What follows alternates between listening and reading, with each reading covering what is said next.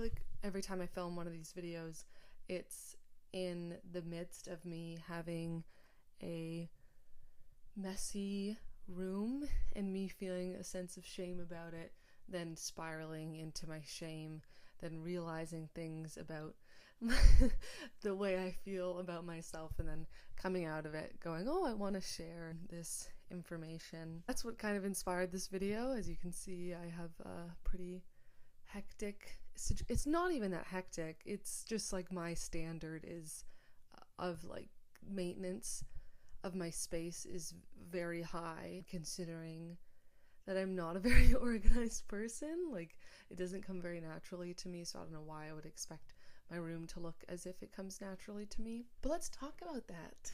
Let's talk about expectations of ourselves, the parts of ourselves that maybe we don't like. So I'm taking a mindfulness and Buddhism class, and for one of the homework assignments, if you want to consider it that, it's more like programs and practices that we're learning. We had to write ourselves a letter as if it was coming from the most compassionate, loving person, and then 10 minutes later read that letter as if somebody had written it to us. And I wrote something down that I think like encompasses a lot of what I've been thinking about lately. I know everything feels heavy and you feel ashamed that you won't be able to get it all done, but what is there to do, really? Maybe failing is the doing that needs to be done. Maybe this stage is a constant lesson in learning your boundaries. The modern world is filled with cold structures and cold people. Seek refuge in what you know is warm. Let your heart be recharged by friendship.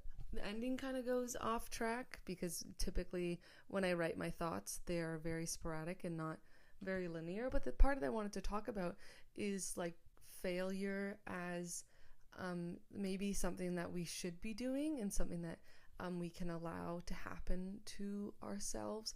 Failure as a message, failure as a lesson, failure as something that maybe will bring us to a better version, a better life, a better opportunity than we're in right now. I think a lot of my anxiety and fear and like shame lately has been coming from the fact that I haven't had a job in a really long time for me, and I have this feeling all the time like I'm fucking up and that I'm not being responsible enough. I don't know, that I'm doing something wrong by not functioning at 100% capacity. So then if I'm not working and I'm only doing part-time school, why is my room messy? And then I get that shame of like, if I have all this time and, you know, the average person can function on a full-time schedule and I can only barely function on a part-time schedule. And there's this like huge immense of shame for that, for being not hardworking enough. And I think a lot of that stems from capitalism and productivity, and a lot of it comes from internal ideas, but also like internalized ideas of like the super ego. I'm gonna go full-fledged academia here because that's how I think, and I find that sometimes I try to dumb down what I'm saying. The world outside of us has expectations on how we should behave, and we're taught those expectations from a very young age. We're taught productivity, we're taught showing up on time is important, we're taught these like valuable skills in order to function in the modern world. That's basically all we're being conditioned to do, is like, okay, how can I be functional and be seen as functional in this world? Okay, I have to get up every day at the same time and go to a job, and if I'm not doing these things, I'm lazy. But all of these thoughts, all these feelings we have about ourselves, about being lazy and about unproductive, it's not, you don't believe you're lazy. The world outside has made you believe you're lazy, and so you take in that belief about yourself and you go, oh, I'm lazy, I'm unproductive, I'm a failure, I'm not perfect. And then this goes also into the world of aesthetics and beauty. We're taught from a very young age as women what is beautiful and what isn't beautiful. And I've found recently, every time I try to even slightly rebel against the norm of femininity, I almost get like, I don't know. I just notice when I look pretty, people are nicer to me, more receptive to me, and everything is just more easeful. But then when I go into the lane of self-expression, and maybe my prettiness isn't, or my beauty doesn't fit in the heteronormative colonized standard, man, I'm like, oh, I want to do, like, even cutting these bangs is terrifying to me. And even though they aren't even that like extreme or anything, I just a slight difference in aesthetics can completely change the way people treat you. So then you have this like internalized idea of who you have to be, and go, okay, if I don't do this, then I'm going to be cast out.